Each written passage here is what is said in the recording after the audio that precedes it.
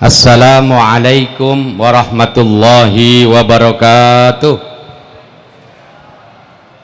Sekali lagi jawab salamnya, nggak kedengeran nih orang ribuan. Sekali lagi assalamualaikum warahmatullahi wabarakatuh. Alhamdulillahi rabbil alamin. Wassalatu wassalamu ala asyrafil anbiya'i wal mursalin Sayyidina Muhammadin wa ala alihi wa sahbihi ajma'in, amma ba'du. Hadirin hadirat, Bapak Ibu jamaah sholat tarawih Masjid Jakarta Islamic Center yang saya hormati, dengan mengucap syukur alhamdulillah bahwa Allah masih mempertemukan kita Ramadan ini. Mudah-mudahan panjang umur kita membawa keberkahan, amin. Selawat dan salam kita limpahkan kepada penyelamat dunia akhirat Nabi besar Muhammad sallallahu alaihi wasallam. Jamaah yang saya hormati, tema malam ini saya tidak menyanyiakan waktu yang sangat terbatas. Puasa dalam tinjauan atau perspektif sunnah. Banyak sebetulnya tinjauan-tinjauan puasa ini dalam sunnah. Hanya satu saja yang saya bawakan malam ini. Puasa itu menahan hawa nafsu dari mulai imsak sampai maghrib. Definisinya bahasa Arabnya imsaku anil muftirat jami'u naharin qabilin lissaum. Itu definisi puasa atau imsak. Menahan diri dari seluruh yang membatalkan sepanjang siang yang menerima puasa. Sebab ada orang puasa nggak diterima. Contohnya udah hari raya Idul Fitri dia masih puasa, atau lebaran haji dia mesti puasa, atau hari-hari yang dilarang ayyamut tasyrik dia puasa. Itu tidak diterima oleh Allah Subhanahu wa ta'ala. Kemudian puasa ini banyak cara untuk menempuh pahala, tapi iblis, nah ini sasaran kita, iblis setan lebih banyak mengganggu orang-orang yang beribadah puasa ini. Antara lain berat untuk melaksanakan sholat tarawih sampai akhir nanti Ramadan. Itu melawan iblis. Sebab Nabi bilang an-nafsu akhbasu min sabaina syaitana. Hawa nafsu bila bergejolak lebih keji dari 70 setan. Satu setan saja orang banyak yang gila. Bagaimana kalau 70 setan? Lebih gila-gilaan. Benar. Tak heran kalau ada orang menjelang lebaran tarawih korban. Suami istri, istrinya ngerongrong suaminya sampai berat untuk melaksanakan tarawih yang namanya nanti 10 yang akhir i'tikaf. Ini ngelawan setan berat. Makanya ada cerita imam tarawih terlalu diganggu oleh anak dan istrinya, baca wal asri ngaco dari watini terakhirnya. Giliran illal ladina amanu wa amilus solihat mestinya watawasau bil haq. Karena terganggu mikirin baju lebaran, mikirin anaknya belum punya baju nih imam, akhirnya dia bilang baca ayat, baca surah illal ladina amanu wa amilus solihat falahum ajrun ghairu mamnun. Lebih panjang lagi. Makanya imam kita perlu didukung ekonominya, supaya imam jangan pada krempeng-krempeng. Kalau di Mekah, di Masjidil Haram, Bapak Ibu, itu jadi imam pernah saya tanya, kebetulan saya sering ke Mekah, ya umroh atau haji, itu 1 bulan honornya, gajinya kalau duit kita dikrus dari real ke rupiah, sekarang udah 65 juta jadi imam. Boleh jadi tuh imam Mekah pada khusyuk. Quran hafal satu Quran. Imam kita ngaco. Kenapa? Gajinya kecil, lalu duitnya lagi duit udah logaman mulu. Akhirnya kurang khusyuk. Maka itu yang paling dulu kita harus jamin siapa itu imam sholat di masjid. Betul nggak kira-kira? Iya harus. Dia mengendalikan orang banyak. Apalagi kalau masjidnya di mana-mana saya kritik, nggak pakai AC.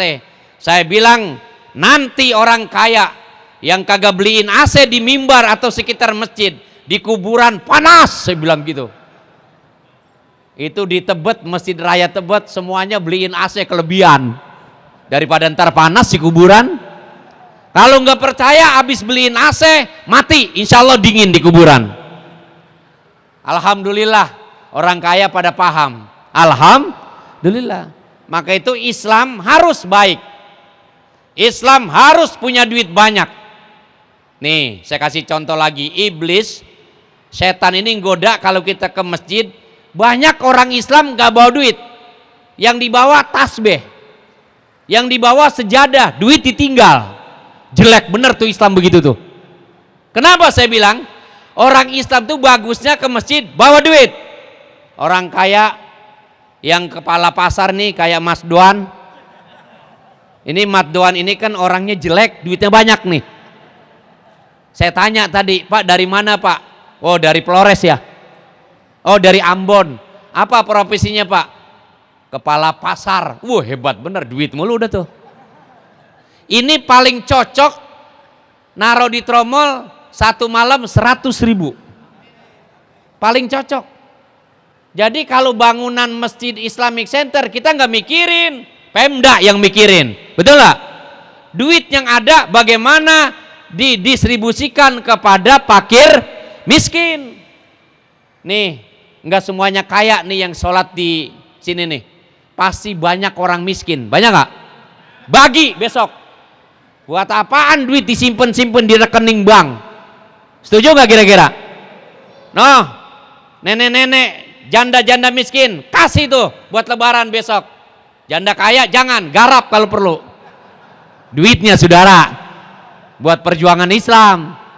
Nabi saja Siti Khadijah garap tuh janda kaya. Jadi Masjidin Nabawi, makanya imam ini perlu ya kita beliin baju gomis yang 2,5 juta. Ini kan yang 250 ini sih. Bener, saya ngomong di mana-mana harus Islam tuh harus bagus. Apalagi masuk masjid, jangan kumuh Islam. Betul gak? Quran yang nyuruh. Khuzu zinatakum inda kulli masjid.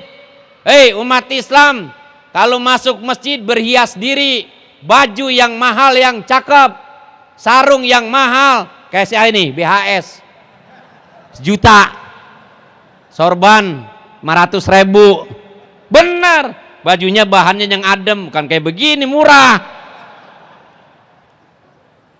Sholatnya kalau pakaian cakep Islam, takbir aja udah beda. Allahu Akbar, mahal. Kalau yang murah, Allahu Akbar, nggak bisa dibohongin dunia. Gatel lagi. Ada aja yang paham. Beli di Sogo Kelapa Gading ada baju koko yang harganya 5 juta. Oh boleh Islam. Kenapa dilarang? Saya sengaja jadi kiai, saya tampakkan bahwa Islam itu mampu, saya bilang. Saya beli mobil yang mahal-mahal. Benar, boleh tanya, boleh lihat. Ya, buat apa? Buat dakwah. Gitu. Saya bangun sekolah 4 lantai, 5 lantai. Lihat di Jakarta Timur, Penggilingan, Al-Watoniyah, As-Sodriyah 9, muridnya 5.000, terbanyak se-DKI. Semuanya kelas ber-AC. Biar tuh anak bayarannya murah, yang penting nyaman, belajar, jadi orang pinter. Begitu Islam.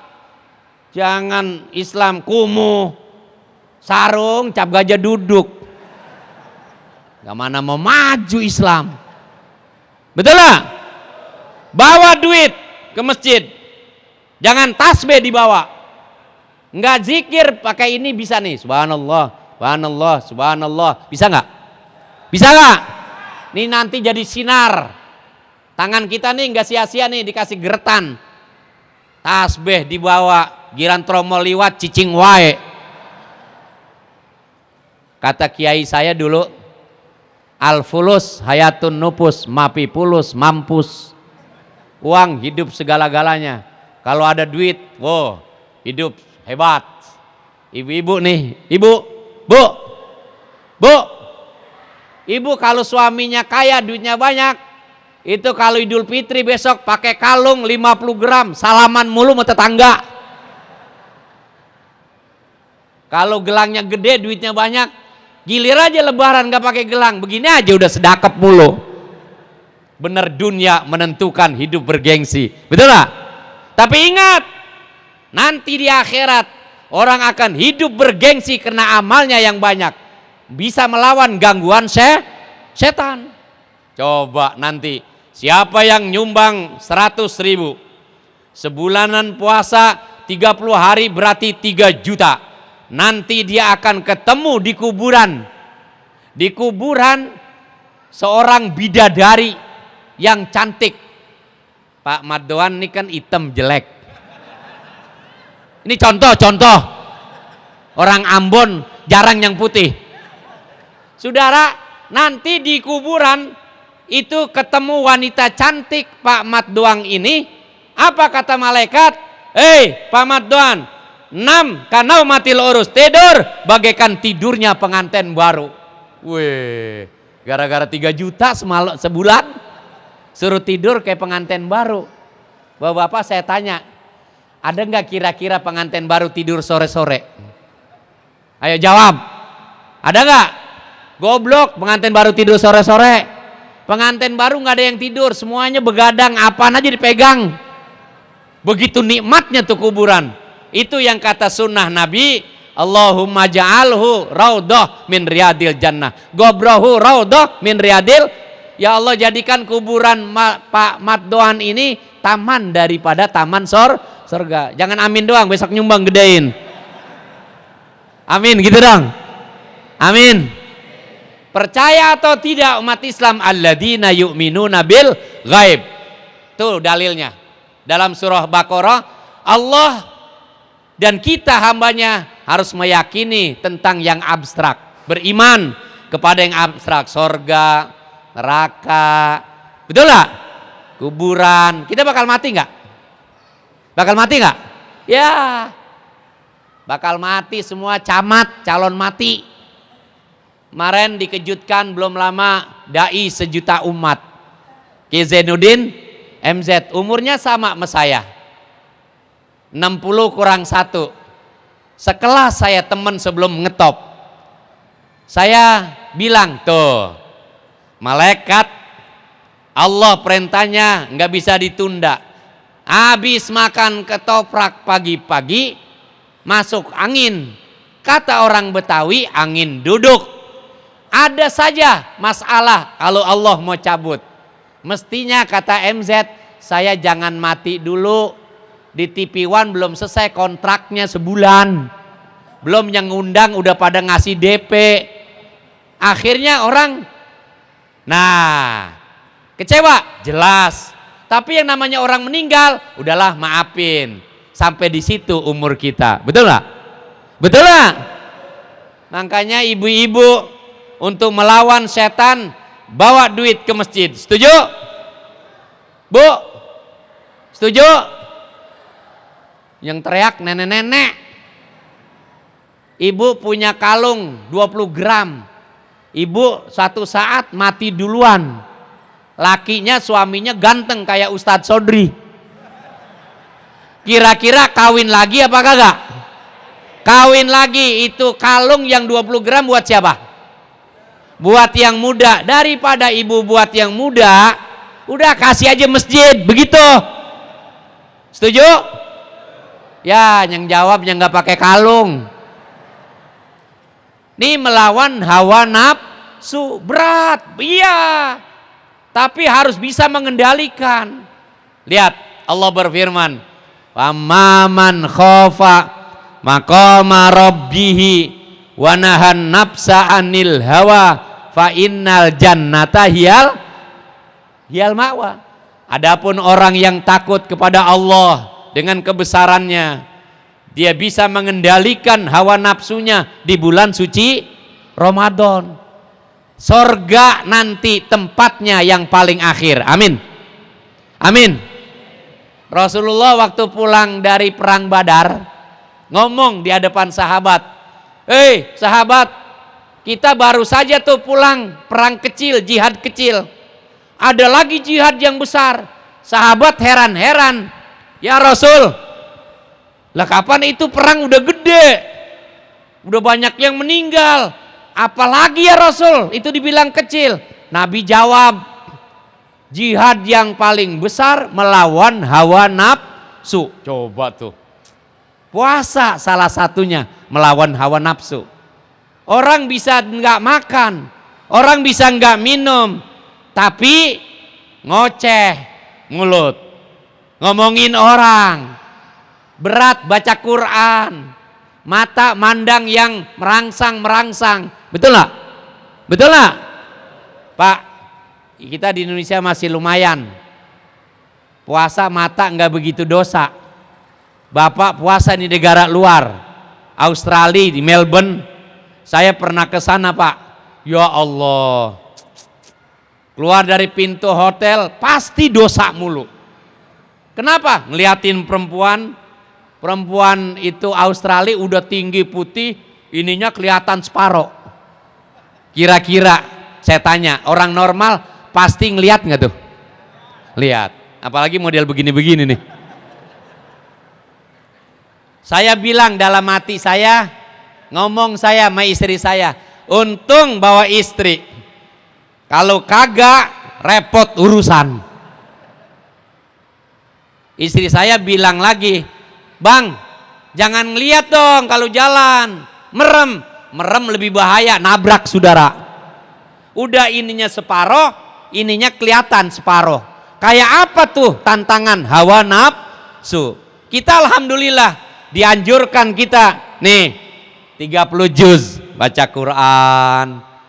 Yang nggak bisa baca Quran kasih duit, ntar dia bukan yang enak-enak gitu. Ini udah duitnya kagak, baca Quran kagak, sholat ke masjid kagak, nanti di kuburan ular bedudak nemenin dia. Nggak percaya biar dia mati duluan. Saya suka doa, ya Allah, orang kaya kalau yang pelit biarin, kalau dia mati saudara jangan digotong, jalan sendiri ngelinding. Kenapa? Bakhil. Kalau perlu orang kaya begitu jangan ditulis tuh di dinding apa namanya, tutup jenazahnya, kan ada tulisan tuh innalillah wa inna ilaihi rajiun. Ganti ada atau hazihi janazah bakhil gitu. Ini jenazah paling pelit gitu. Boleh nggak begitu? Boleh nggak? Sadis. Orang kaya nggak mikirin orang miskin. Nih masjid udah cakep. Coba pikirin orang miskin, anak yatim di sini. Banyak orang miskin di sini, banyak gak? Kalau saya suruh angkat tangan, banyak bener kelebihan ini. Makanya saya nggak setuju kalau ada masjid gede yang bangun orang kaya, tromolnya ditimbun di bank, ada bunganya. Saya nggak setuju. Bagusan kasih itu duit buat fakir miskin. Setuju nggak kira-kira? Tuh tantangan umat Islam ke depan melawan hawa nafsu yang seperti itu. Ini udah 20 menit ini lebih ini. Terus ya nggak apa-apa, yang bayar Pemda. Saudara hadirin yang terakhir, beberapa menit lagi. Oleh sebab itu, meredam hawa nafsu, gejolak nafsu kita yang tinggi. Satu, nih dengerin. Satu, sering-sering baca Quran. Tuh redaman iblis setan. Yang kedua, sering-sering wudu. Wudu yang benar. Nih wudu yang benar gini nih. Min mana biti sya'ar, tumbuhnya rambut tuh diusap. Jangan wudu begini. Ajaran fikih dari mana? Gak bisa. Makanya ada aliran sekarang nggak pakai bedak, nggak pakai make up, itu cakep katanya, wudu doang. Gampang tuh, enak tuh. Berarti suami irit nggak ngeluarin anggaran beli bedak. Bagus. Wudu gurran muhajjalin min atharis sujud au min atharil wudu. Yang ketiga, untuk mempertahankan iman kita jangan sombong, melawan hawa nafsu, sering-sering sedekah. Sering-sering sedekah, bawa duit. Tuh, 3 itu aja dah diamalin. Insya Allah, kalau orang sering baca Quran, rajin sujud. Kalau orang yang selalu wudhu, pasti dia ibadat. Betul? Kalau orang bersedekah, pasti dia bisa meredam hawa nafsunya. Insya. Tapi kalau 3 nggak ada, jangan harap dia bisa melawan hawa nafsunya.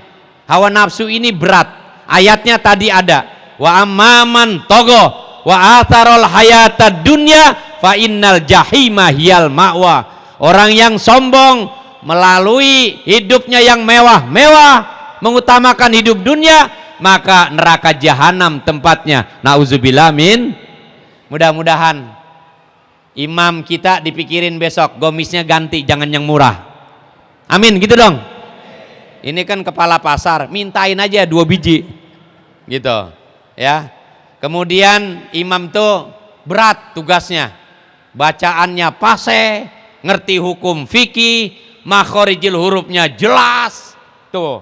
Makanya saya kalau ceramah nggak mau pakai bahasa Inggris, bahasa asing. Emang saya kagak bisa. Saya akan lebih baik orang baca Quran saya dengerin di TV. Kalau ada kiai mubalek di TV salah saya tahu. Kalau bahasa Inggris saya nggak paham. Masih cakepan ngerti bahasa Arab Al-Quran ketimbang bahasa Inggris. Betul nggak? Betul nggak? Nih kadang-kadang kiai di TV saya lihat semuanya saya dengerin, ngeluarin ayat salah, tafsirnya kemana, asbabun nuzulnya kemana. Kenapa? Kurang ngaji di pesantren. Makanya perlu ngaji, nahunya bagaimana. Betul nggak? Saya emang nggak malu nggak bisa bahasa asing. Yang penting saya Quran orang baca saya tahu. Salah. Begitulah anak kita ke depan kita didik. Betul nggak? Syukur memang bisa bahasa Inggris. Cuman kejelekan kita Islam tahu nggak? Kursus bahasa Inggris sebulan 500 ribu. Dibayar nggak? Dibayar nggak? Bayar. Kursus baca Quran sebulan ada yang berani bayar 500? Guru ngaji kaya kalau semuanya bayar. Iya, guru ngaji kan ustadz, ya Allah, kere-kere banget, susah. Nah makanya Ramadan ini nih tromol kita gedein, kasih ustadz imam yang gedean gitu. Tenang aja ente, jangan pakai ketawa, bener ya. Saya kemana-mana kiai saya angkat, betul gak? Betul gak? Iya. Nih kayak saya nih ceramah berapa juta kalau di tempat lain, nggak tahu, udah kagak jelas emang. Tapi kita niat lillahi ta'ala, udah kita ibadat semua. Ini saja Bapak Ibu, mari kita baca Fatihah. Mudah-mudahan kita panjang umur, sehat walafiat. Tahun depan ketemu lagi Ramadan di Islamic Center, amin. Ayo kita baca Al-Fatihah. A'udzubillahi minasyaitonirrajim. Bismillahirrahmanirrahim. Alhamdulillahirabbil alamin. Ar-Rahmanir-Rahim. Maliki yaumiddin. Iyyaka na'budu wa iyyaka nasta'in. Ihdinas siratal mustaqim.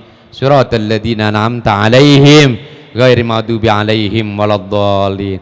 Mohon maaf lebih kurangnya. Assalamualaikum warahmatullahi wabarakatuh.